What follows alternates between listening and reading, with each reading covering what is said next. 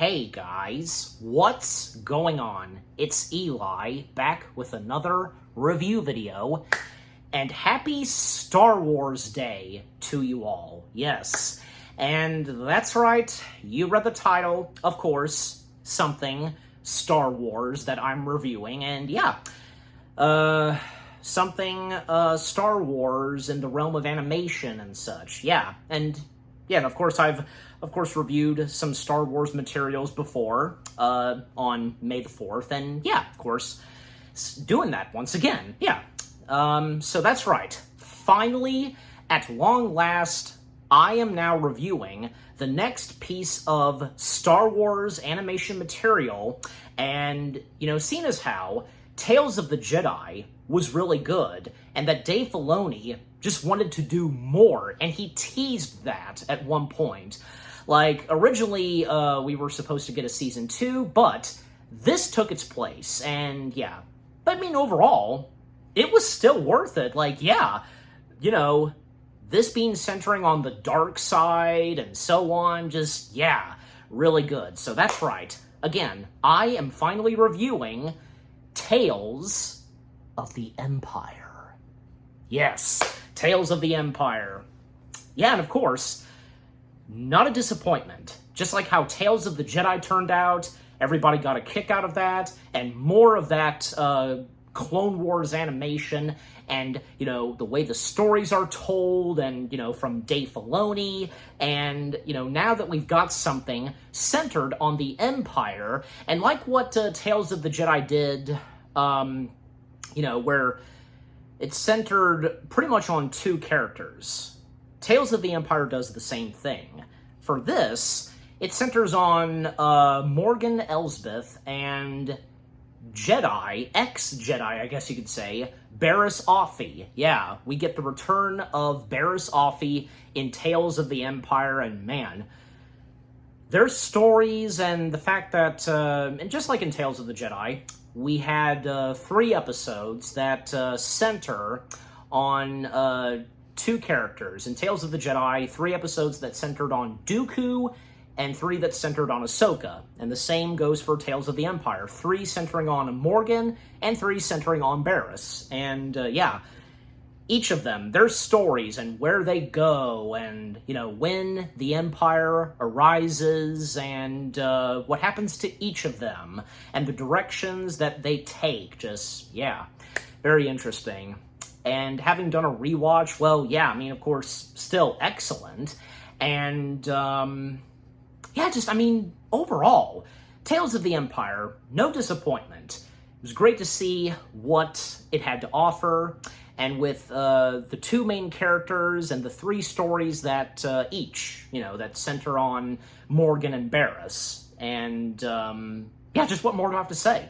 Excellent. Okay, so, as always, for me, read the description / the story. After losing everything, young Morgan Elsbeth navigates the expanding Imperial world toward a path of vengeance. Former Jedi Barriss Offee does what she must to survive a rapidly changing galaxy. The choices they make will define their destinies. Okay, so Episode 1. And by the way, because the first 3 episodes being the episodes that center on Morgan. So, Episode 1, The Path of Fear. Description / the story. After losing everything in life, a young Morgan Elsbeth is hell-bent on getting revenge. Okay, so in Episode 1, man, what a way to start off Tales of the Empire, right? Because, and again, the first batch of episodes centering on Morgan, well, as we all know, Morgan being a witch / night sister. And the opening to this, well, the remaining Night Sisters, they are being hunted down by the Separatist droid army and being led by none other than Grievous himself, yeah. And great to see that we got Grievous appearing in this, very briefly, but still. And especially since, ever since season 7 of the Clone Wars, and we got a quick cameo of him in the very first episode of The Bad Batch, a new model / makeover for him, and to resemble how we would see him in Revenge of the Sith, you know. And of course, Grievous, once again, being voiced by Matthew Wood. Of course it has to be Matthew Wood. And yeah, the Night Sisters, well, we see a young Morgan Elsbeth being voiced by Kathy Ang. And we also have her mother. We get to see her mother, Selena, being voiced by Diana Lee Inosanto, if I'm even saying that right. Again, you know me sometimes. And there were 3 witches that were voiced by Susie McGrath, Meg Marchand, and Regina Hermosillo, if I'm even saying that right, but yeah. But yeah, just like the opening sequence to episode 1, where the droids are, you know, taking down the Night Sisters / the witches. And when it comes down to, say, Selena fighting against Grievous and using those specific weapons and using witch magic and such, and, you know, we would, of course, see that in the Clone Wars and with those kind of blades and so on. And, well, of course, Grievous taking down Selena instantly, and Morgan's really the only one left of that group of witches / Night Sisters. And Grievous, like, and when the last words that Morgan's mother lets out, you know, run, and then when Grievous sees Morgan and she starts to run, and just, you know, run, wipe them out, all of them, like, the exact same words that we heard Palpatine say in The Phantom Menace. I love that. You know, it's always great when some characters, they would say the exact same famous dialogues and such, you know, from other characters and other Star Wars materials. You know what I mean? Just, yeah. You know, and not to mention that Grievous was apparently the first one to say hello there. And then Obi-Wan would say hello there. So, anyways. So yeah, Morgan escaping the battle droids, and even when, yeah, she almost got killed by one of them, but thankfully she did survive, only to be, you know, only to pass out, but thankfully someone comes along, discovers her, and takes her in, and it's the Mountain Clan. Yeah, because we see the Mountain Clan, and the leader of the Mountain Clan being Matron. I think, yeah, I'm saying that right. Being voiced by Lydia Look. And we also have her daughter, Nali, voiced by Daisy Lightfoot. So they brought in Morgan, and Metron makes it clear to Morgan that, you know, she can stay with them and, you know, choose the way of the Mountain Clan or go her separate way, choose her own path, and yeah. And some of the other members of the Mountain Clan, they are worried about the Separatist droids who are still present on the planet, searching for any survivors, and they just don't know, and if they should do something, and, you know, even if, like, to still follow the way of the Mountain Clan. But with Morgan stepping in, yeah, taking a different turn, and with those that are part of the Mountain Clan, even when, you know, at a certain point, they try to defend themselves using weapons, but yeah, overall, it ends badly, even when Metron steps in to take on the battle droids that find them, and even when, yeah, unfortunately, those that are part of the Mountain Clan, they died, even Metron's daughter, yeah. And Metron can sense that, yeah, the path that Morgan chose to take, and yeah, I mean, she takes it. The path of revenge, and so on. And not to mention that after the remaining Night Sisters / witches had fallen, and we see at one point Morgan's, like, tattoos, you know, they disappear, and yeah, the spells and, you know, witchcraft and such of the witches, their spells being broken, just, yeah, and Morgan technically no longer being a full-time Night Sister and so on, you know what I mean? Just, yeah, as we see in the episode. Yeah, just overall, I mean, again, that was an interesting way, and man, what a heck of a way to start off Tales of the Empire, and, you know, because we first center on Morgan. Yeah, episode 1, The Path of Fear, that was definitely a good start. Did not disappoint. Not a disappointing start whatsoever. Okay, so next episode, still staying on track with Morgan. Episode 2, The Path of Anger. Description / the story: risking rebellion from her own people, following the rejection of the Empire, an angry Morgan Elsbeth finds dark hope in the surprising arrival of Admiral Thrawn, who takes a keen interest in her ambition. Yeah, so basically Morgan, we see that Morgan has, met with the Empire and pitching / proposing to them, like, what she wants to give to the Empire, like, weapons and such, and what she has designed and so on.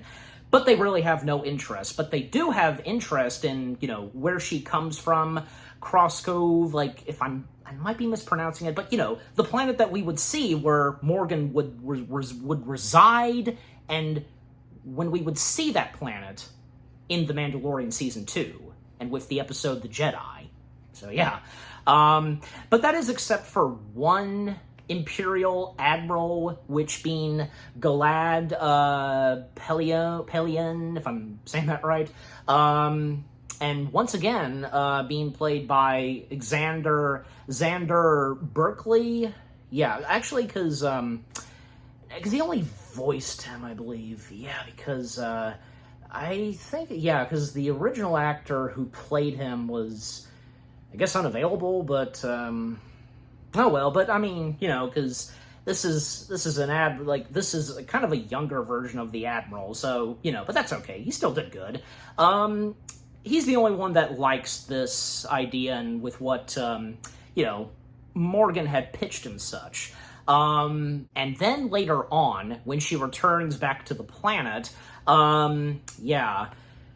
she breaks the news to the villagers, and of course, one of them being Wing, once again being played by Wing T. Chow. Great to see that, because he once again played Wing, this time voicing him. She tells the villagers and Wing on what happened, and when, what she had pitched to the Empire, but didn't go that great, and and the villagers become very disappointed in Morgan and, feel betrayed by her because, how, she came to the village and, promised to help them and so on, but, and on account of the Empire, just, not exactly what the villagers thought. And by the way, because some of the villagers, villager number 1 being voiced by Tom Conkle, who also voiced one of the other Imperial officers, Moff Isdane, if I'm pronouncing that right. Villager number 2 being voiced by Meg Marchand, and villager number 3 being voiced by the talented Shelby Young. Yeah, has done a lot of voice acting for some Star Wars materials, like, most notably Lego Star Wars, but but her being a part of, like, say, the actual main Star Wars, like the animation, like, from Bad Batch and this, good for her. And so it just gets intense with the villagers towards Morgan, and Morgan at that point later that evening feeling that, these villagers are not her people. And then at one point, she gets an unexpected visit by Rourke. I think, I hope I am specifically pronouncing his name right, because it's the same alien dude whom we first saw in Rebels. And once again, even though he doesn't really speak, but, makes some grunting and such, Warwick Davis. Warwick Davis reprises the voice role of this character. And out of nowhere, because Rourke, taking on Morgan, and by the way, Morgan being voiced by, this being older Morgan, Diana Lee. Yes, and I didn't realize this, and it didn't occur to me that, okay, obviously I did forget, but thankfully, yes, because I remember now where, in the first episode, Diana Lee voiced Morgan's mother. How fitting was that? And now she gets to voice Morgan older, so But anyways, so just thought I'd throw that out, and of course couldn't forget to mention her. The fight between Morgan and Rourke. I hope I am pronouncing his name right, but you know who it is. I'm sure you know what I'm talking about. The fight between them is pretty cool, and well, I mean, Morgan kind of losing to him, but you know, when she gets back up on her feet and even like taking the weapon that he had and such, well, apparently that out of nowhere fight towards Morgan was a setup. It was basically a test from Galad. Yes, we see Galad show up because, again, this was a test, and this had to do with, well, what happened when he was the only one that was interested with what she had done with that pitch and such, you know, to the other Imperial officers of the Empire. But then Admiral Thrawn steps in. And Admiral Thrawn, of course, once again being voiced by Lars Mikkelsen. Yeah. And it's great to see the character of Thrawn in the Clone Wars animation style. Yeah. And Thrawn, the conversation that he has with Morgan, the dialogue that they have towards each other, and, you know, trying to get to Morgan, and when it comes to, like, you know, him asking her, like, what does she really want? And when, yeah, starting to like her ambitions, and when mentioning revenge, just, yeah. And then thankfully for her, she has made a deal with Admiral Thrawn. And, well, of course, like what we would see in the events of Season 2 of The Mandalorian, her connections with Admiral Thrawn and the partnership that they have, nice, yeah. And, yeah, even the villagers and Wing, they know that even with the Empire showing up, it's still not a good sign, of course. Yeah, but overall, Episode 2, Path of Anger. That was another good episode. Yeah. All right. So next, Episode 3, The Path of Hate. Description / the story. Morgan receives an offer to go on trial for the crimes she committed, but she decides to seek out her destiny. Okay, so this is the third and final episode centering on Morgan, and once again, not a disappointment. It was good, yeah. So, in this episode, well, apparently, this does take place after the Empire has been defeated. And obviously, this would be taking place, obviously, around the time of The Mandalorian, and, well, clearly before, say, the events of when Ahsoka made her way on that planet, and from there on, yeah. So, the New Republic that has risen, and, well, someone from the village, whom, now being a part of the New Republic, being a higher up and such, Nadura, yeah, I think I'm saying that right, yeah, whom we did see, and yeah, Nadura being voiced by Shelby Young, arriving and offering, for, you know, the village and such, and, you know, being a part of the New Republic, but at the same time, yeah, because Nadura breaking the news to Morgan about, you know, going on trial for the crimes that she committed, but, yeah. Morgan is, of course, not having any of that, and she's not going to let Nadura be off the hook that easily. Like, basically, yeah, not letting her off the planet at all. So, yeah. And also, Wing, once again appearing, and Wing T. Chow. Also, Steve Bloom, voicing one of the New Republic guards. Yeah, so overall, it just gets out of hand, and after, yeah, that didn't go so well with what Nadura offered to Morgan, and it just gets out of hand, and even when, say, Morgan's guards, and even her, take down the New Republic guards, and Nadura making a run back to the ship, and, you know, she does her best, like avoiding and dodging the guards of the village under Morgan's command, and even when she called out to the droid that was on the ship, I think R8? Yeah. Telling the droid to send a transmission, like a call for help, basically. But Morgan's guards are very quick to throw 2 detonators attached to the ship, and boom, the ship explodes. And, yeah, Nadura very wounded from the explosion, Wing coming to her aid, and Nadura telling Wing that, something, that, like, help will come, and even, like, her lending, the communication device to Wing, and when, a call being sent, transmission, and someone did respond, and even when it fell out of Nadura's hands, and sadly she dies, we hear a voice, and it's Bo-Katan. Bo-Katan, her voice, and of course, Katie Sackhoff, once again voicing Bo, just for a few lines, hello, who is this? And, well, Morgan breaking the device with her staff, and telling Wing that no one's coming. Not likely, because, as we know by now, someone will come. And that, of course, being Ahsoka, so,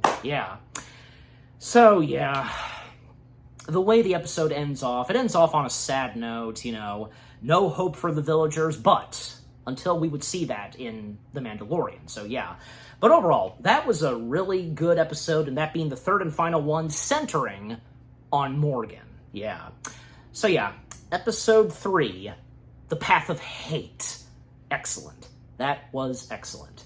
Okay, so now we've come to the last 3 episodes that this time center on the return of Barriss Offee. It was great to see Barriss Offee, and, we get to see what happened to her after, she got arrested in the Season 5 finale of the Clone Wars, and where she was during Order 66. So okay. So episode 4, titled Devoted. Description / the story. The Empire decides to recruit Barriss Offee, the former Jedi, to hunt down other Jedi.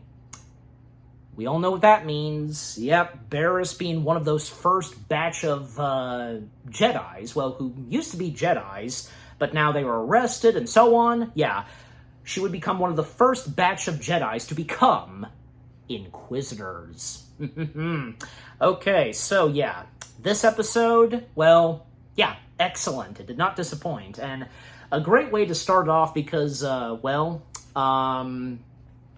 Barriss, whom is in her prison cell, awaking to the disturbance of Order 66, and she can see through her window that, the Jedi Temple is on fire, and we know what's happening, and she even, gets the attention of, one of the guards, the clone troopers, and of course, Steve Bradley Baker once again voicing them, obviously, telling, Barriss that, you're lucky you're not a Jedi. By tomorrow, they'll be wiped out.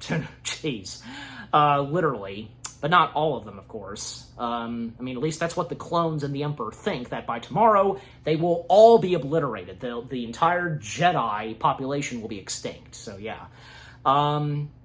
so by the next day, later on, Barriss is offered a chance to work for the Empire, and by becoming an Inquisitor, and greeted by Lyn Rakish, whom now going by the 4th sister. Lyn being voiced by Raya Kilzedid. I'm even pronouncing her last name right, but again, you know me, so, and, her saying that she doesn't go by Lyn anymore, so, so Barriss, along with Lyn and some of the others who, like Barriss in prison, taken to the exact same location that we would see in the Obi-Wan Kenobi series, where, an Imperial base, and part of it is underwater, so that location. And, they will soon begin their training to become Inquisitors. And, them being greeted by the Grand Inquisitor, once again, being voiced by good old Jason Isaacs, and it was great to see the Grand Inquisitor in the Clone Wars animation style. Not to mention that he technically already existed before Rebels, because if anybody knows this, Dave Filoni stated that one of the Jedi Temple guards, and, especially one of them, supposedly, in the Season 5 finale of Clone Wars, one of them is the Grand Inquisitor, whom would become the Grand Inquisitor. So, we already got our early taste and early appearance, little did we know that, yeah, we had already had gotten our first appearance, technically, of the Grand Inquisitor. So, yes, from Clone Wars and then to Rebels. Yeah. So the Grand Inquisitor giving them instructions and about their training, and, you know, it would be a bad idea if one of them were to leave, any of them. And that just so happens, you know, for one of them, they just so happen to consider that, yeah, this is not right. Something about this isn't right, and has quite the huge balls, pardon my French, but it's true, to try to leave and not become an Inquisitor, not serve under the Empire. And yeah, even Barriss, wondering about the whole thing of, you know, serving the Empire, and the Grand Inquisitor making it clear to Barriss that, and as Palpatine stated in Revenge of the Sith, that the Republic being reorganized into the first galactic empire, and as Palpatine kept on saying, for a safe and secure society. Or so that's what Palpatine and the others say about the Empire, but of course, characters from other planets, like, yeah, they know what the Empire is really like later on. So, one of the soon-to-be Inquisitors, Amarr, yeah, I said that right, I'm pretty sure. And Amarr being voiced by Zeno Robinson, yeah.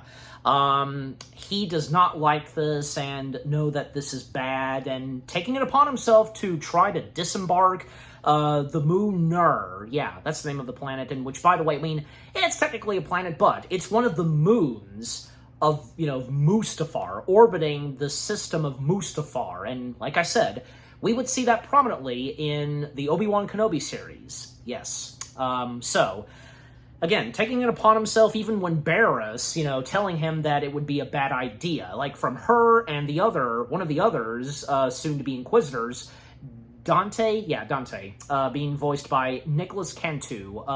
They both think that it's a bad idea for him to do this, but he doesn't care. He's gonna try to do it anyways. And by the next day, they're brought in by Lin, and unfortunately, yeah, Amarr, he didn't even make it. And yeah, even the Inquisitor making it very clear on them, and telling them that it was wise, especially on Dante, that, you know, it was a bad idea to leave. And sadly, for him to meet his demise, and probably was ugly. So yeah.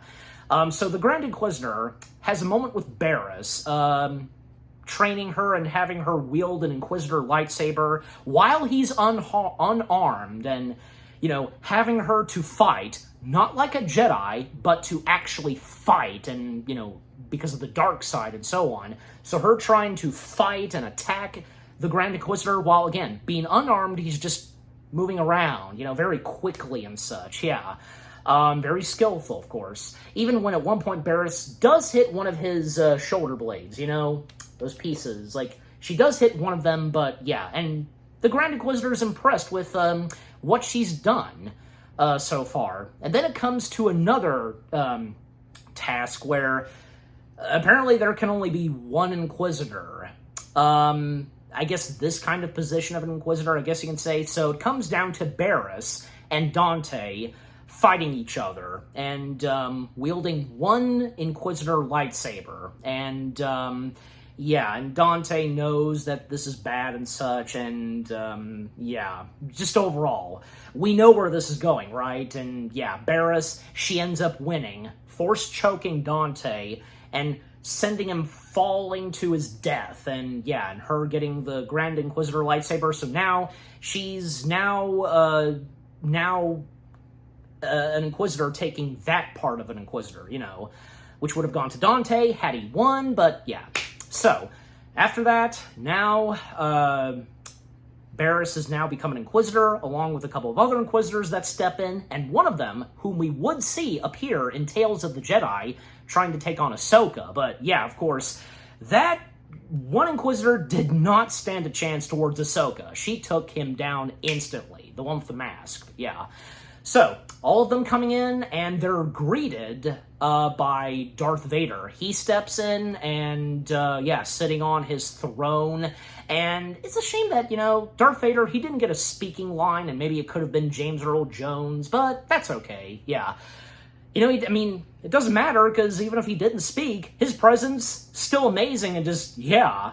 And once again, the animation and design and look for Vader in the style of Clone Wars that we first saw in the Season 7 finale of the Clone Wars, excellent. It's great to see that we finally got Darth Vader in the world of Clone Wars in that animation style. And to see it again in Tales of the Empire. Ugh. So, yeah.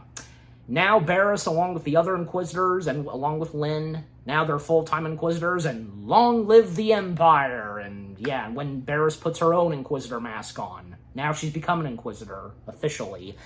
Yeah, but that was a great way to end off that episode. And yeah, just Episode 4, this being the first of the 3 episodes centering on Barriss, was amazing. And by the way, because Barriss, once again, being voiced by Meredith Salinger, if I'm even pronouncing her last name right. Yeah, because pretty good actress, and not to mention that she would become the second wife to Patton Oswalt. Yeah, so, and of course, having her previously voice Barriss in, well, say, Clone Wars, yeah. I feel like mentioning this because you really wonder how Luminara Unduli felt to find out, and when she learned that, yeah, her apprentice, her apprentice once, having turned to the dark side. But yeah, but the thing is, and as the next 2 episodes happen for Barriss, we learn, of course, that the dark side didn't really consume her. Not really. And that happens in Episode 5, when we learn about this, yeah. And I think, yeah, we did get a little taste of it in Episode 4, yeah, because she didn't quite fully turn to the dark side yet. It didn't consume her full time, but yeah. But again, overall, Episode 4, that was a pretty good episode, and again, that being the first of the 3 episodes to center on Barriss. Okay, so now we come to Episode 5, simply titled Realization. Yeah. Okay, so description / the story. While hunting a fugitive during a crucial mission, certain complications arise which change Barriss forever. Okay, so in this episode, in the second to last episode, in which, this being the second episode centering on Barriss, you get the drill. Well, yes, again, Barriss now becoming a full-time Inquisitor, and one mission that she's assigned to with fellow Inquisitor Lynn, but going by Fourth Sister, to find this fugitive whom is a Jedi, and they come to this village, and interrogating this village, most notably Lynn is, but Barriss trying to have things be calm and peaceful, and with, how she interacts with the villagers. Mainly when she comes across this young girl, just simply named young girl, she's credited, being voiced by Jordan Currit. Yeah, I think I'm saying that right.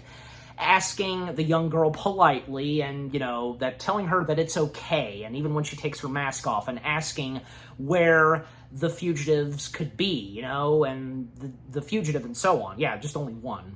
And eventually, yeah, the young girl does tell Barriss that the fugitive, being the Jedi, hiding in the mountains, while Lynn just, being very threatening to the people, including the governor, and the governor being voiced by Keith Ferguson. Yeah. They're not going to cooperate, and especially they know that the Empire is a lie, them bringing peace, and that they come in peace and so on, And at that point, it ends badly, even when, Barriss does tell Lynn that she found out from someone that the fugitive is hiding in the mountains. And, right after that, Lynn just obliterating and killing the villagers, including the governor, all except for one. The young girl hides behind Barriss. At least she trusts Barriss. And, we don't see that much, but probably a good thing, because very gruesome when it comes to lightsabers for the Sith, or, whomever wielding the red lightsabers, the Sith, Inquisitors, and gruesome things that they would do to their victims. And thankfully, at least, the young girl was spared, and Lynn, and along with Barriss, proceeding their way to the mountains to find the Jedi, and the young girl being left there, and Barriss, telling her not to look back at what happened, and just, yeah. So, after they leave, and the young girl just being left there, well, Barriss and Lynn, they finally make their way to where the mountains are, and where the Jedi is, and even, like, at that point, Barriss talking with Lynn on the whole thing of the Empire, and just, yeah. Barriss starting to realize that this is not looking too good. Yeah. But Lynn refusing to listen to her and just with what Barriss has to say, and up until when they make their way to the mountains and find the Jedi, and the Jedi, just simply called the Jedi, being credited as Jedi, being voiced by Rai Chase, a little lightsaber duel between the Jedi and Lynn, and even when, say, Barriss steps in to, try to talk things out with the Jedi to make peace and, convincing the Jedi that, he should follow her and, something good could come along and, well, even if the Jedi has to turn himself in, but, yeah.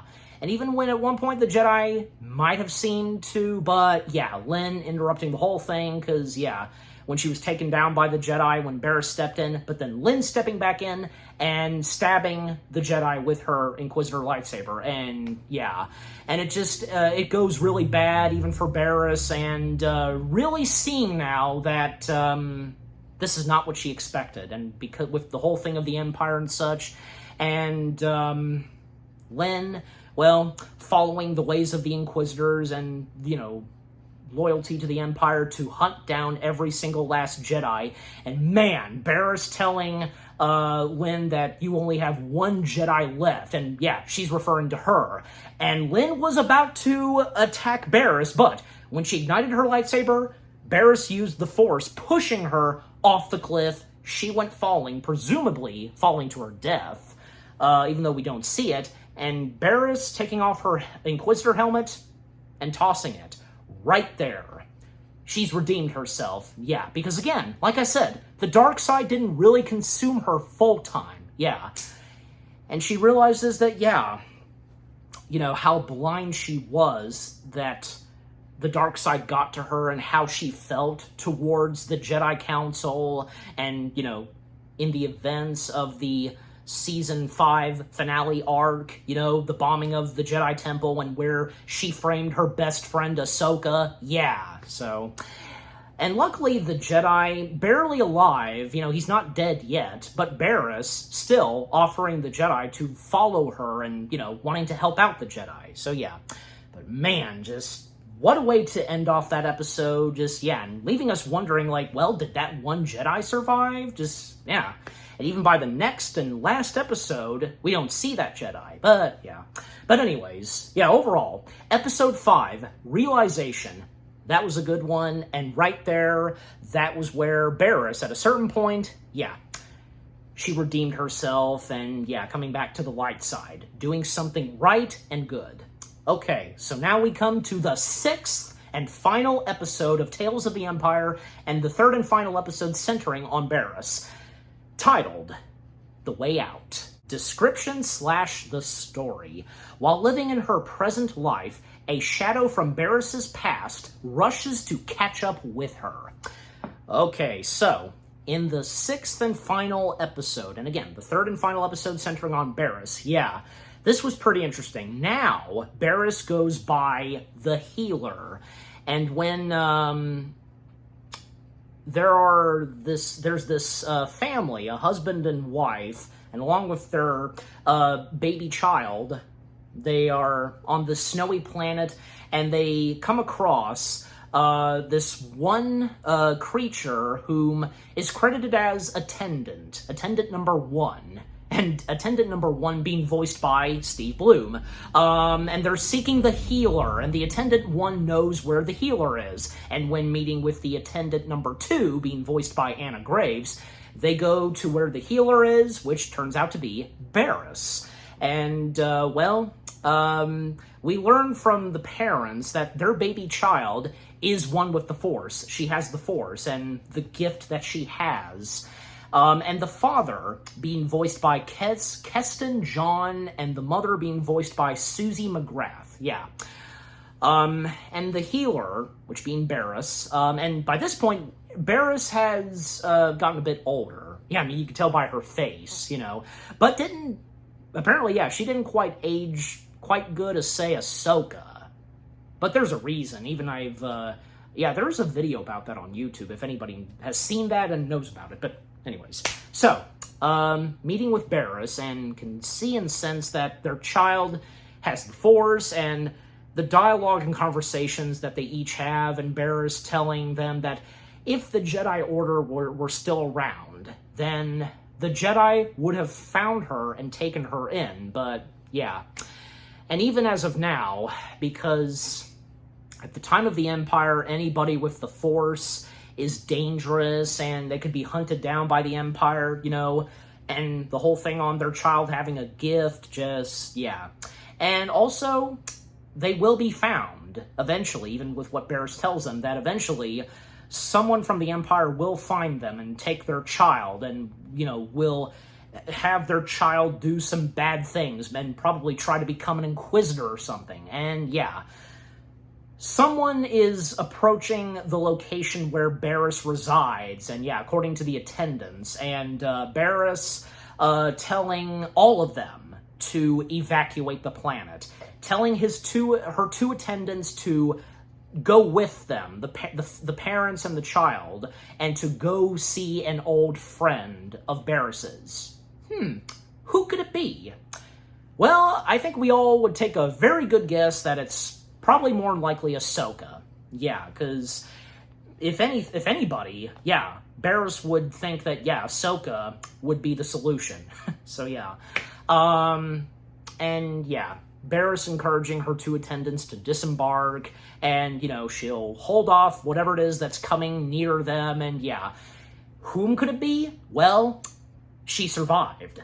Lyn. Yes, she survived from, her fall of death, and, yeah, confronting Barriss and calling Barriss a traitor, and not knowing the ways of, the Empire, the Inquisitors and such, and Barriss making it clear to Lyn that, she's right, not knowing the ways, but trying to reach into Lyn, find her good side, and so on. Even when Lyn tries to, wield her Inquisitor lightsaber on Barriss, and Barriss being unarmed, and she's doing the exact same thing like what the Grand Inquisitor did, just dodging and avoiding the incoming, strikes of an Inquisitor lightsaber. Eventually, yeah, Barriss managing to stop Lyn, even tricking Lyn that the child, along with the child's parents, are in this cave, and telling Lyn that it would be a bad idea to go into the cave, because if she does so, she could never find a way to get out of the cave.